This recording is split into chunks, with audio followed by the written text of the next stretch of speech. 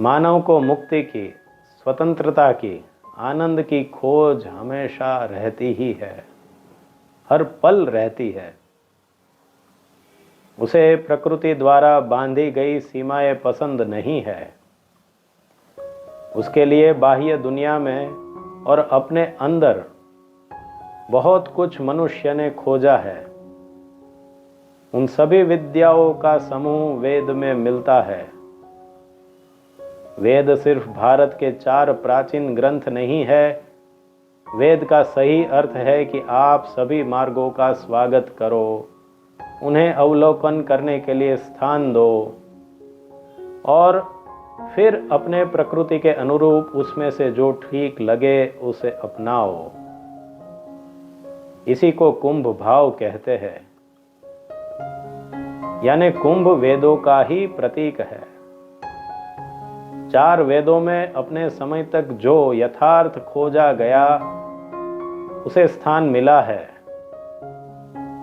लेकिन वेद कोई पुस्तक तक सीमित नहीं है। कुंभ में वेद हर कुछ वर्षों में वृद्धि प्राप्त करता है। यह वैदिक संस्कृति है, यह कुंभ की संस्कृति है, यह जीवित और प्रगतिशील संस्कृति है। वेद और कुंभ एक समुद्र की तरह है जिसमें सभी नई पुरानी धाराओं का स्वागत है, क्योंकि समुद्र को मालूम है कि सभी धाराओं की शुरुआत भी उसी से हुई है। उस समुद्र के मंथन से अमृत मिलता है। वैसे ही वेदों में जो सर्वोच्च भाग है वह वेदांत है और उसके मंथन से अमृत मिलता है। इसीलिए कहते हैं कि कुंभ में आओ, क्योंकि आपको समुद्र मंथन में जो अमृत निकला उसका पान करने का अवसर वहां मिलेगा। कुंभ एक मौका है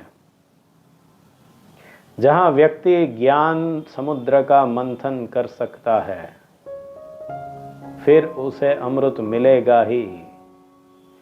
ये ना हो तब तक उस व्यक्ति को चैन नहीं मिलेगा, उसे बहते रहना होगा, रुकना नहीं।